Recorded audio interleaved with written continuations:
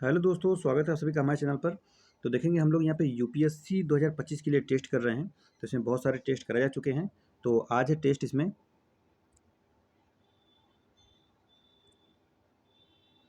तो ये test number आज 23 है। इसके पहले जितने भी टेस्ट हुए हुए हैं सबका टेस्ट करा दिया गया है, उसका पीडीएफ भेज दिया गया है। पीडीएफ पाने के लिए आप हमारे टेलीग्राम जुड़ जाइए, PR नॉलेज रिसर्च सेंटर। इसको जैसे ही आप शॉर्ट में लिखेंगे और 2024 लिखेंगे, आपको टेलीग्राम का लिंक मिल जाएगा। इसको आप ज्वाइन कर लीजिए, इसी पे पीडीएफ मिलेगा। तो आज का जो टेस्ट नंबर 21 है, 22 है, वो सब टेस्ट प्रोवाइड करा दिया गया है। उसको आप जाके देखिए, टेस्ट दीजिए। और डेली यहाँ पे मैं इसको कई पार्ट में वीडियो बना के, मतलब 2-3 पार्ट में वीडियो बनाता हूँ और कुछ क्वेश्चन कराता हूँ, ताकि अभी एग्ज़ाम में बहुत दूर है तो थोड़ा-सा क्वेश्चन का प्रैक्टिस होता रहता है। और जैसे ही नज़दीक आएगा एग्ज़ाम तो एक-एक सेट पूरा कराया जाएगा। तो चलिए शुरुआत करेंगे क्वेश्चन नंबर पहला का।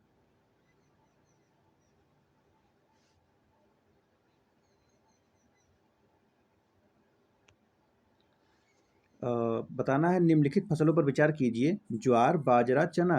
कितनी रबी की फसलें उत्तर भारत में उगाई जाती हैं? रबी की फसलें केवल एक, केवल दो, सभी तीन है तो कोई नहीं। रबी की फसलें बताना है।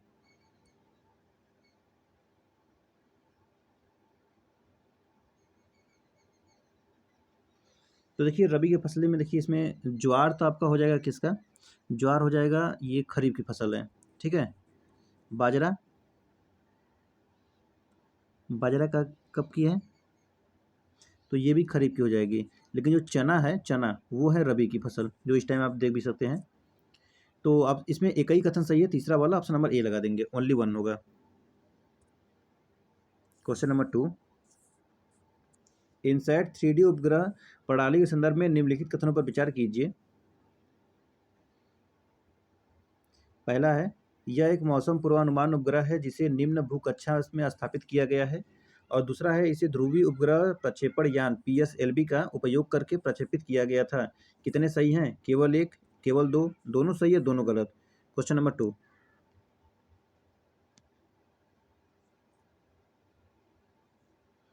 देखिए ये GSLV, ये PSLV यहाँ पर लिखा है, ये GSLV F-14 से भेजा गया था। ठीक है। और ये इनसाइट 3D को पहले जियोस्क्रोम ट्रांसफर ऑर्बिट में और फिर भू स्थिर कक्षा में स्थापित किया गया था। तो पहला भी कथन गलत हो जाएगा और दूसरा भी कथन गलत हो जाएगा। दोनों के दोनों कथन गलत है। ऑप्शन नंबर इसमें डी लगा देंगे। चलिए आगे बढ़ेंगे, क्वेश्चन नंबर 3 देखेंगे। निम्नलिखित शहरों को उनकी जनसंख्या के घटते क्रम में व्यवस्थित करिए। कैनबरा, न्यूयॉर्क, टोक्यो, बताइए।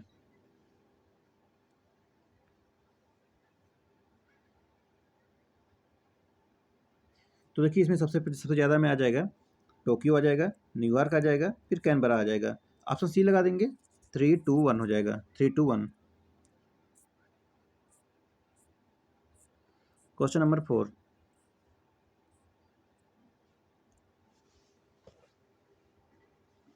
हाल ही में केंद्रीय मंत्रिमंडल द्वारा अनुमोदित प्रधानमंत्री मत्स्य किसान समृद्धि स योजना यानी PMMKSSY के संदर्भ में निम्नलिखित कथनों पर विचार कीजिए।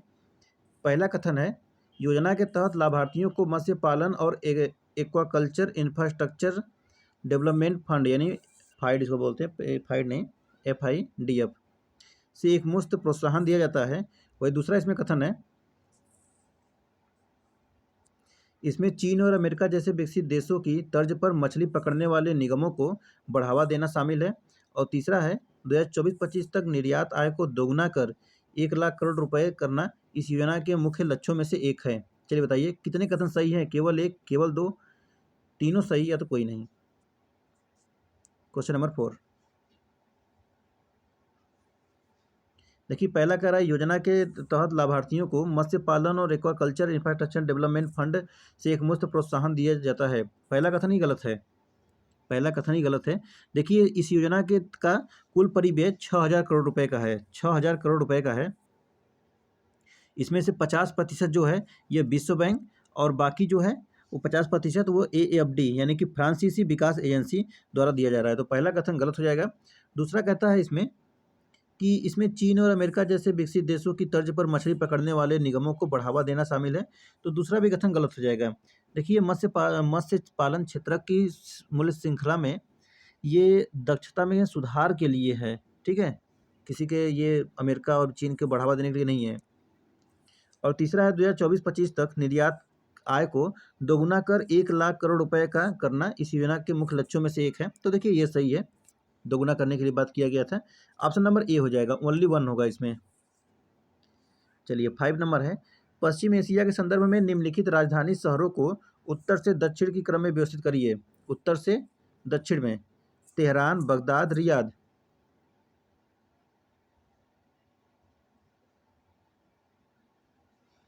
तो चलिए देखेंगे, तेहरान भी सही है, बगदाद भी सही है, रियाद भी सही है, सब इसे ऊपर से नीचे सही लगा हुआ है, ठीक है।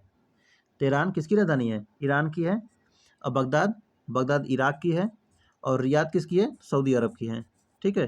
तो ईरान, इराक, सऊदी अरब। चलिए आगे बढ़ेंगे, क्वेश्चन नंबर 6 देखेंगे।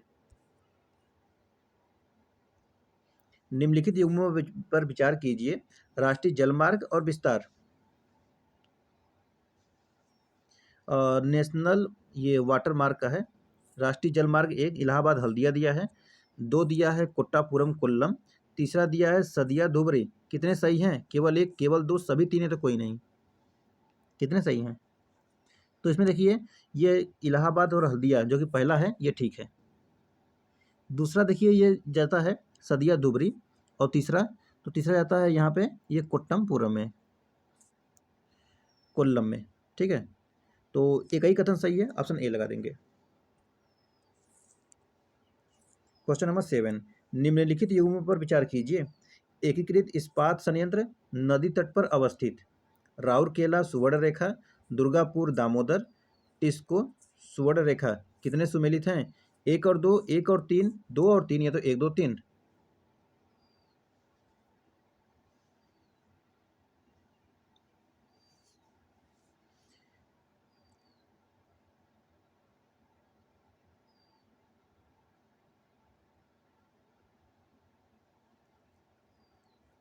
चलिए देखिए, राउरकेला ये सुवर्ण रेखा पर नहीं है, बल्कि ये कहाँ पर है? ब्राह्मणी नदी पर है, ब्रह्मणी नदी पे, ठीक है।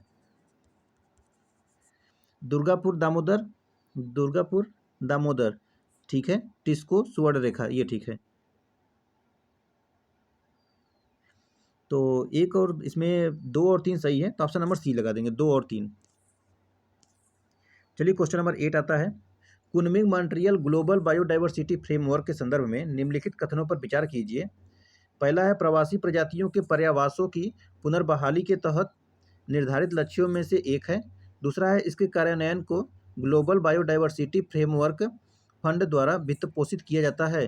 कितने सही हैं? इसमें से कितने सही हैं? केवल 1, केवल 2, दोनों सही है, दोनों गलत। Question number 8। तो देखेंगे इसमें पहला कथन गलत है, दूसरा सही है। इसमें दूसरा कथन सही है, इसके कार्यान्वयन को ग्लोबल बायोडाइवर्सिटी फ्रेमवर्क फंड द्वारा वित्त पोषित किया जाता है। तो ऑप्शन बी लगा देंगे, ओनली 2 होगा। क्वेश्चन नंबर 9, निम्नलिखित में से कौन से जल निकाय मरमरा सागर के दोनों ओर स्थित हैं? बताइए, मरमरा सागर कौन सा हो जाएगा? काला सागर और एजियन सागर। ऑप्शन नंबर डी हो जाएगा, काला और एजियन। चलिए क्वेश्चन नंबर 10 देखेंगे। मानव भूगोल के संदर्भ में रैखिक प्रतिरूप और क्रॉस आकार के प्रतिरूप प्रकार हैं। ग्रामीण बस्तियों के, प्रवासन प्रतिरूप, रेलवे नेटवर्क, या नगरी फैलाव। तो ये हो जाएगा ग्रामीण बस्तियों के। क्वेश्चन नंबर 11 देखेंगे। निम्नलिखित युग्मों पर विचार कीजिए। परमाणु ऊर्जा संयंत्र और राज्य। तारापुर संयंत्र महाराष्ट्र, रावतभाटा राजस्थान, कलपक्कम केरल, और काकरापार उड़ीसा दिया हुआ है। चलिए बताइए, और ऑप्शन भी देख लीजिए। 1 और 2, 2 और 3, 1 और 4, या 2 और 4। कितने सुमेलित हैं इसमें से?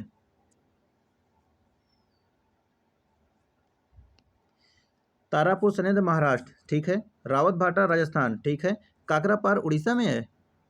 ये तो गुजरात में हुआ ना, गुजरात में होगा, ठीक है। और कलपक्कम, कलपक्कम कहाँ पर है? तमिलनाडु में है, ठीक है। ये तमिलनाडु में रहेगा। तो 1 और 2 सही है। 1 और 2 सही होने का मतलब है कि ऑप्शन नंबर ए लगा देंगे। चलिए क्वेश्चन नंबर 12 देखेंगे। गन्ना उद्योग के संदर्भ में निम्नलिखित कथनों पर विचार कीजिए। पहला है, गन्ना उत्पादक क्षेत्रों में चीनी मिलें स्थापित करने का प्राथमिक कारण सस्ते श्रम की उपलब्धता है। दूसरा, चीनी मिल की संपूर्ण ऊर्जा आवश्यकता की पूर्ति खोई को ईंधन के रूप में उपयोग करके उत्पन्न की गई विद्युत से की जाती है। तीसरा है, कर्नाटक देश में अग्रणी चीनी उत्पादक राज्य है। इसके बाद महाराष्ट्र का स्थान आता है। कितना सही है? केवल एक, केवल दो, सभी तीन है तो कोई नहीं। Question number 12। क्वेश्चन नंबर 12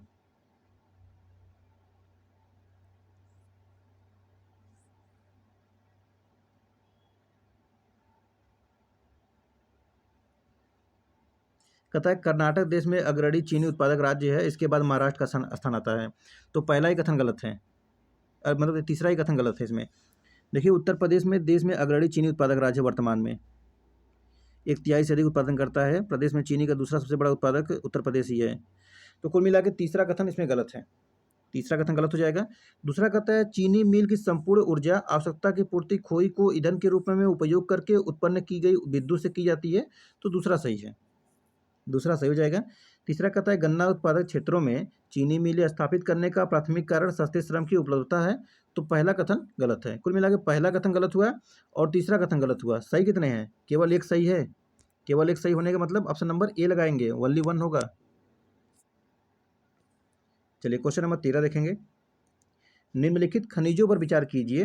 तांबा, बॉक्साइट, ग्रेफाइट, मैंगनीज उपयुक्त में से कितने को लौह धात्विक खनिज के रूप में वर्गीकृत किया जा सकता है? केवल एक, केवल दो, केवल तीन या तो सभी चार?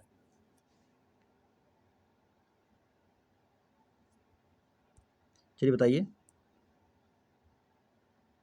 इसमें से सिर्फ मैंगनीज होगा, मैंगनीज, ठीक है। बाकी ग्रेफाइट भी नहीं होगा, बॉक्साइट भी नहीं होगा, तांबा भी नहीं होगा। ऑप्शन नंबर ए लगा देंगे, ओनली 1 होगा।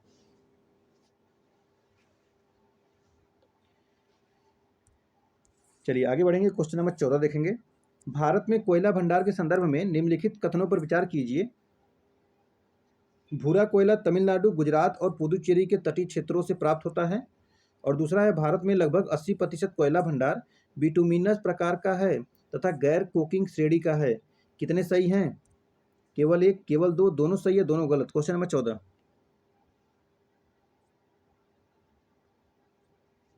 तो भूरा कोयला तमिलनाडु, गुजरात और पुदुचेरी के तटीय क्षेत्रों से प्राप्त होता है, सही है। दूसरा है भारत में लगभग 80% कोयला भंडार बिटुमिनस प्रकार का है तथा गैर कोकिंग श्रेणी का है, तो ये भी सही है। दोनों ही कथन सही है, तो ऑप्शन नंबर सी लगा देंगे, दोनों के दोनों कथन सही है। चलिए क्वेश्चन नंबर 15 देखेंगे। जननांकीय संक्रमण सिद्धांत की अवस्था और विशेषता। अवस्था 1, अवस्था 2, अवस्था 3। अवस्था 1 में है उच्च जन्म एवं मृत्यु दर। अवस्था 2 में है मृत्यु दर में कमी किंतु उच्च जन्म दर में निरंतरता।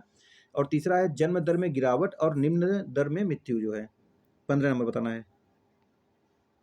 बताना है कितने सही हैं? केवल एक, केवल दो, सभी तीन है तो कोई नहीं। अवस्था 1 में उच्च जन्म दर एवं मृत्यु दर, ठीक है। अवस्था 2 में मृत्यु दर में कमी किंतु उच्च जन्म दर में निरंतरता। अवस्था 3 में क्या है? जन्म दर में गिरावट और निम्न मृत्यु दर। तो दूसरा भी सही है, तीसरा भी सही है। कुल मिला के ऑप्शन नंबर सी लगा देंगे, तीनों के तीनों कथन सही है।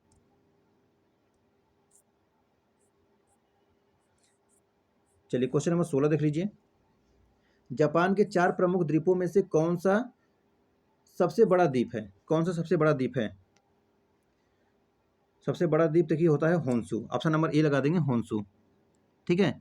सबसे ऊपर कौन सा आता है? होक्काइडो आता है, फिर होन्शु आता है, फिर आपका आएगा शिकोकू आएगा, और उसके बाद उस लास्ट में आता है क्यूशु, ठीक है। ऐसे रहता है। ये है आपका जापान का नक्शा, ये है, ठीक है। ऐसे रहेगा एक, फिर यहाँ पे ऐसे आएगा, और फिर यहाँ पे ऐसे बन के आएगा, और फिर यहाँ पे ऐसे। तो सबसे पहले होक्काइडो, फिर होन्शु, और फिर शिकोकू, और फिर कोइशु। तो सबसे बड़ा कौन सा है? होन्शु है। और अब उत्तर से दक्षिण, दक्षिण से उत्तर मिला देगा तब कुछ अब बता देंगे। अब होक्काइडो, होन्शु, शोकोकू और शिकोकू और कोइशु। चलिए ऑप्शन नंबर ए सही है इसमें। आगे बढ़ेंगे। क्वेश्चन नंबर 17 देखेंगे। किसी विशेष क्षेत्र से संबंधित निम्नलिखित कारकों पर विचार कीजिए। भू आकृतियां, ऊर्जा संसाधन, आपदाएं और प्राकृतिक संकट उपयुक्त में से कितने कारक उस क्षेत्र के जनसंख्या वितरण को प्रभावित करेंगे? केवल एक, केवल दो, सभी तीन है तो कोई नहीं। Question number 17।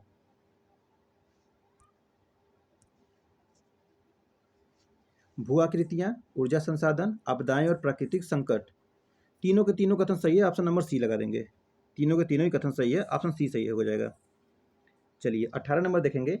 एक अमेरिकी सीईओ मुंबई में स्थित किसी चीन सेमीकंडक्टर विनिर्माण बहुराष्ट्रीय निगम के लिए कार्य कर रहा है। उसके आय सृजन को निम्नलिखित में से किस प्रकार की मानवीय क्रियाकलाप के अंतर्गत वर्गीकृत किया जा सकता है? द्वितीयक, तृतीयक, पंचम या चतुर्थ? तो ये हो जाएगा पंचम। ठीक है, ऑप्शन नंबर सी लगा देंगे। चलिए 19 नंबर देख लीजिए। भारत में निम्नलिखित क्षेत्रकों को उनके जल उपयोग के अनुसार घटते क्रम में व्यवस्थित कीजिए। कृषि क्षेत्रक, औद्योगिक क्षेत्रक, घरेलू क्षेत्रक। नीचे दिए गए कूट का प्रयोग करके सही उत्तर का चयन करिए। 1 2 3, 1 3 2, 2 1 3 या तो 2 3 1।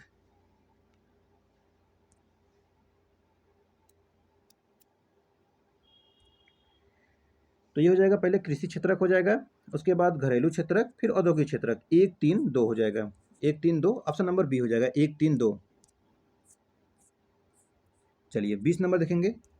निम्नलिखित युग्मों पर विचार कीजिए। स्थानांतरणीय कृषि और राज्य। दहिया मध्य प्रदेश, कुमान उड़ीसा, वाल्टर राजस्थान, झूम असम। चलिए बताइए कितने सही हैं इसमें से? केवल 1, केवल 2, केवल 3 है तो सभी 4। Question number 20। Question number 20। तो दहिया देखिए एमपी का है, ठीक है। कुमान ये उड़ीसा का है, ठीक है। बाल्टरे देखिए राजस्थान का है, ठीक है। झूम ये असम का है, ये भी ठीक है। सभी के सभी कथन सही हैं। तो क्या हो जाएगा इसमें? ऑप्शन नंबर डी लगा देंगे। ऑप्शन नंबर डी हो जाएगा। चलिए आगे बढ़ते हैं, क्वेश्चन नंबर 21 देखते हैं। वन संरक्षण संशोधन अधिनियम 2023 के संदर्भ में निम्नलिखित कथनों पर विचार कीजिए।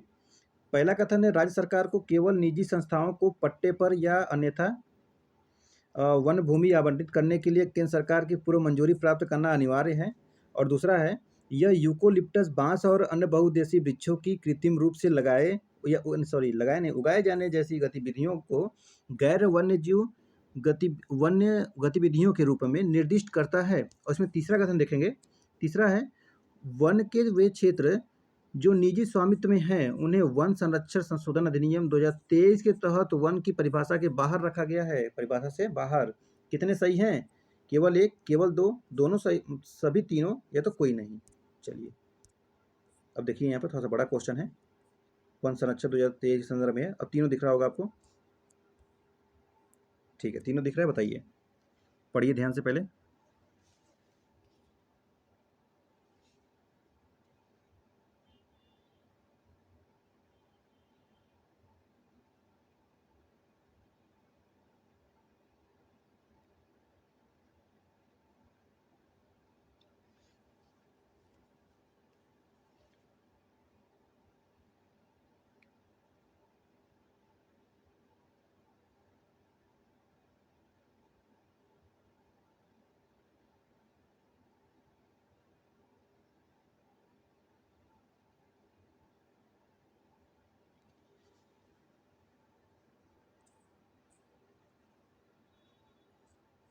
चलिए ठीक है, अब मैं बताता हूँ। कहता है, राज्य सरकार को केवल निजी संस्थाओं को पट्टे पर या अन्यथा वन भूमि आवंटित करने के लिए केंद्र सरकार की पूर्व मंजूरी प्राप्त करना अनिवार्य है। तो पहला कथन देखिए गलत हो जाएगा। क्यों? देखिए, वन संरक्षण संशोधन अधिनियम 2023 के अंतर्गत राज्य सरकारों द्वारा किसी सरकारी संस्था को पट्टे या अन्यथा वन भूमि आवंटित करने से पहले केंद्र सरकार की पूर्व मंजूरी प्राप्त करना अनिवार्य है। लेकिन ये देखेंगे इसमें इसमें निजी संस्थाओं को नहीं है, ठीक है। निजी संस्थाओं को इसमें नहीं दिया गया है, राज्य सरकार किसी सरकारी संस्था का है। तो पहला कथन गलत है इसीलिए। दूसरा है, यह यूकोलिप्टस बांस और अन्य बहुउद्देशीय वृक्षों की कृत्रिम रूप से उगाए जाने जैसी गतिविधियों को गैर वन्य गतिविधियों के रूप में निर्दिष्ट करता है। दूसरा कथन, तो दूसरा कथन भी इसमें गलत हो जाएगा, क्योंकि देखिए सिल्वीकल्चर अभियान के साथ साथ वन संवर्धन अभियान जैसे यूकेलिप्टस बांस और अन्य बहुउद्देशीय वृक्षों को कृत्रिम रूप से उगाए जाने को गैर वन्य गतिविधियों की परिभाषा से बाहर रखा गया है। पहला भी गलत, दूसरा भी गलत। तीसरा देखते हैं, वन के वे क्षेत्र जो निजी स्वामित्व में हैं उन्हें वन संरक्षण संशोधन अधिनियम 2023 के तहत वन की परिभाषा से बाहर रखा गया है। तो तीसरा भी कथन इसमें गलत है। किसी भी सरकारी रिकॉर्ड में वन के रूप में दर्ज सभी क्षेत्रों को स्वामित्व के रूप में इसमें बाहर रखा गया है इसमें। तो इसमें ये परिभाषा से बाहर रखा गया है, ऐसा कहना ये गलत हो जाएगा।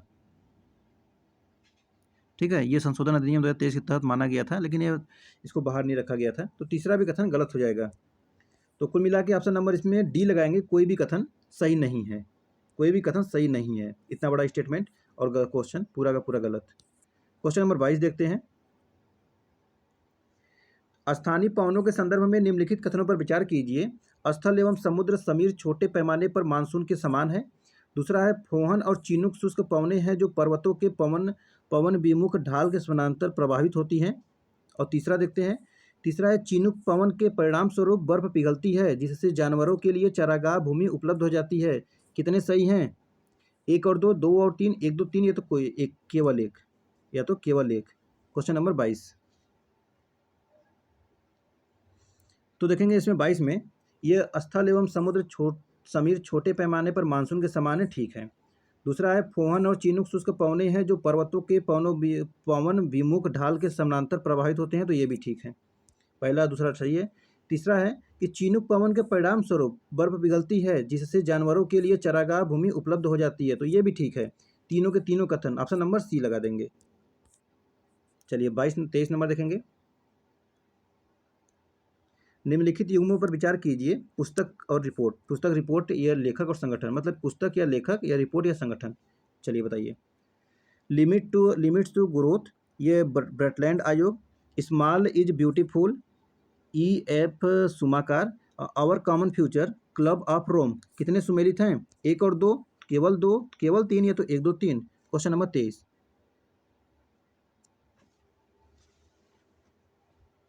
क्वेश्चन नंबर 23 का आंसर करेंगे limit to growth, limits to growth. ये प्रकाशित 1972 में हुई थी। लेखक कौन है इसके?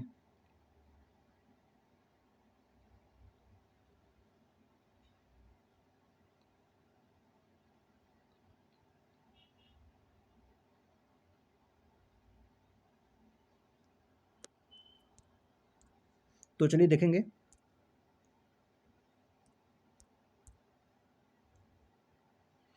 लिमिट टू ग्रोथ का हो जाएगा क्लब ऑफ रोम, और आवर कॉमन फ्यूचर का हो जाएगा ब्रटलैंड आयोग। और दूसरा वाला इसमें सही है कि स्मॉल इज ब्यूटीफुल, ये EF सुमाकार हो जाएंगे। मतलब इसमें कौन सा कथन सही है? तो इसमें देखेंगे ओनली 2 सही है, ऑप्शन नंबर बी लगा देंगे, ओनली 2 हो जाएगा, बाकी क्रॉस हो गया है यहाँ से ऐसे। चलिए आगे बढ़ते हुए नेक्स्ट क्वेश्चन देखेंगे। Question number 24। हाल ही में रामसर कन्वेंशन के तहत 5 आर्द्रभूमियों को अंतर्राष्ट्रीय महत्व की आर्द्रभूमियों की वैश्विक सूची में शामिल किया गया है। इस संदर्भ में निम्नलिखित कथनों पर विचार कीजिए।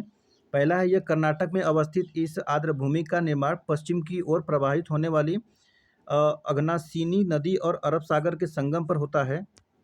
वही दूसरा है, इसे स्थानीय रूप से गजनी चावल के खेतों के रूप में जाना जाता है। तीसरा है, यह धान के खेतों में पारंपरिक मछली पालन के लिए भी लोकप्रिय है। उपयुक्त कथन निम्नलिखित में से किस रामसर स्थल के सर्वोत्तम वर्णन करता है? ये ऊपर जो लिखा गया है, कौन सा रामसर स्थल होगा? सरावती, ज्वारनदमुख, अगनाशिनी ज्वारनदमुख, मगदी केरे कंजर्वेशन रिजर्व, या तो अंक समुद्र पंछी संरक्षण रिजर्व।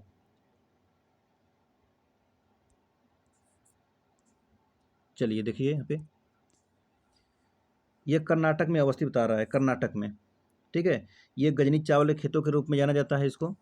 और तीसरा कहता है धाने खेतों में पारंपरिक मछली पालन के लिए भी लोकप्रिय है। तो ये हो जाएगा अघनाशिली ज्वारनदमुख, ऑप्शन नंबर बी करेक्ट हो जाएगा इसमें से, ठीक है। चलिए 25 नंबर देखेंगे। हाल ही में प्रधानमंत्री ने SEC सेसेक कॉरिडोर कनेक्टिविटी के एक भाग के रूप में असम में कई परियोजनाओं की आधारशिला रखी। इस संदर्भ में निम्नलिखित कथनों पर विचार करिए। असम में रखा हुआ है, अब उसमें देखना है। तो सुरक्षा और अवैध अप्रवासन पर अंकुश लगाना सेसेक के मुख्य फोकस क्षेत्रों में से एक है। और दूसरा है कि सेसेक के सभी सदस्य सार्क के सदस्य हैं। केवल एक, केवल दो, दोनों सही है, दोनों गलत। चलिए बताइए क्वेश्चन नंबर 25।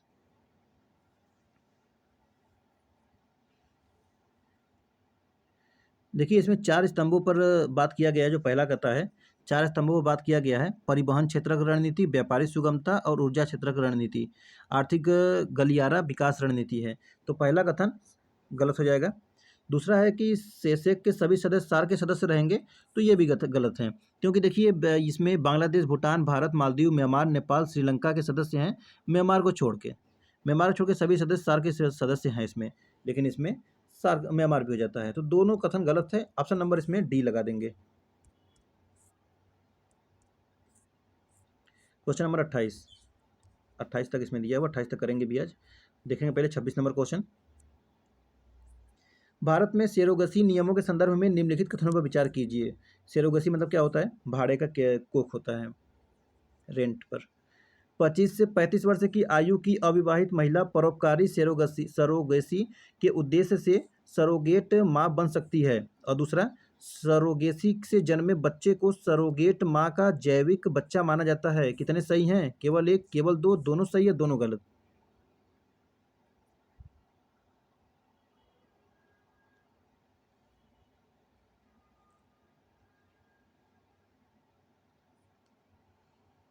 तो देखिए 25 से 35 तक के तो ये माँ जो है बन सकती है, लेकिन कोई भी महिला अपने जीवन काल में एक से अधिक बार सरोगेट माँ नहीं बन सकती। पहला कथन गलत हो जाएगा।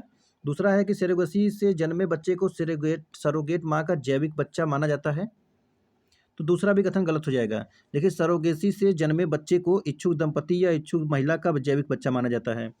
दोनों के दोनों कथन गलत है। ऑप्शन नंबर डी लगा देंगे। ऑप्शन नंबर डी लगा देंगे। चलिए 27 नंबर देखेंगे। Question number 27। निम्नलिखित में से कौन सा एक संहत नगरी बस्तियों का सर्वश्रेष्ठ वर्णन करता है? ध्यान से पढ़ेंगे और आंसर करेंगे। मकान एक दूसरे के समीप होते हैं, जिससे एक गुच्छित या एक केंद्रीय बिंदु का निर्माण होता है, जो सामुदायिक भावना को बढ़ावा देते हैं और सामाजिक संपर्क को सुविधाजनक बनाते हैं। दूसरा है, मकान विस्तृत क्षेत्र में प्रायः कृषि भूदृश्य में फैले होते हैं और व्यक्तिगत घरों को अधिक गोपनीयता और पर्सनल स्पेस प्रदान करते हैं। तीसरा और चौथा, इमारतों के बीच की दूरी अत्यंत कम होने के साथ उच्च जनसंख्या घनत्व सेवाओं, बाजारों और सुविधाओं तक आसान पहुंच की सुविधा प्रदान करते हैं। और चौथा है लास्ट, इमारतें दूर दूर तक फैली हुई होती हैं, जिनमें कम घनत्व और एकल परिवार वाले मकान होते हैं तथा इनमें भूमि के बड़े भूखंड होते हैं, जो निवासियों को अधिक स्थान और उपनगरीय जीवन शैली प्रदान करते हैं। चलिए बताइए, संहत नगरी बस्तियों का सर्वश्रेष्ठ वर्णन। पहला, दूसरा, तीसरा, चौथा। तो चलिए ज़्यादा दिमाग का उल्लंघन न करिए, ऑप्शन नंबर सी लगाएंगे इसमें। इमारतों के बीच की दूरी अत्यंत कम होने के साथ उच्च जनसंख्या घनत्व सेवाओं, बाजारों और सुविधाओं तक आसान पहुंच की सुविधा प्रदान करते हैं। ऑप्शन नंबर सी करेक्ट है। आज का लास्ट क्वेश्चन देखेंगे, क्वेश्चन नंबर 28। निम्नलिखित कथनों पर विचार कीजिए। जनगणना 2011 के अनुसार समग्र लिंगानुपात जनगणना 2001 के आंकड़ों की तुलना में अधिक होने की प्रवृत्ति दर्शाता है। और दूसरा है, जनगणना 2001 के आंकड़ों की तुलना में जनगणना 2011 में बाल लिंगानुपात में सुधार हुआ है। कितने सही हैं? केवल एक, केवल दो, दोनों सही है, दोनों गलत। इसमें पहला कथन सही है, दूसरा कथन गलत है। ऑप्शन नंबर ए लगाएंगे। ठीक है, ऑप्शन नंबर ए सही हो जाएगा। पहला कथन सही है, दूसरा कथन गलत है। देखिए 2001 की जनगणना के अनुसार भारत का लिंगानुपात 927 था, जो 2011 से जनगणना में घटकर 918 हो गया था। तो आज के लिए इतना ही करते हैं। ये यूपीएससी 2025 के लिए टेस्ट था। आज ये टेस्ट नंबर 23 था। टेस्ट नंबर 22 जो है उसका पीडीएफ भेज दिया गया टेलीग्राम पर। टेलीग्राम का लिंक है PR नॉलेज रिसर्च सेंटर 2024। इसको आप लेकर लिखेंगे तो टेलीग्राम का लिंक मिल जाएगा, वहाँ से ज्वाइन कर लीजिए। डेली टेस्ट करिए, डेली प्रैक्टिस करिए। जितना ज़्यादा क्वेश्चन का प्रैक्टिस करेंगे उतना ही आपका अनुभव बढ़ेगा, आप रिवीजन कर पाएंगे। तो चलिए फिर मिलते हैं नेक्स्ट वीडियो में। आप सभी का बहुत बहुत धन्यवाद। जय हिंद, जय भारत।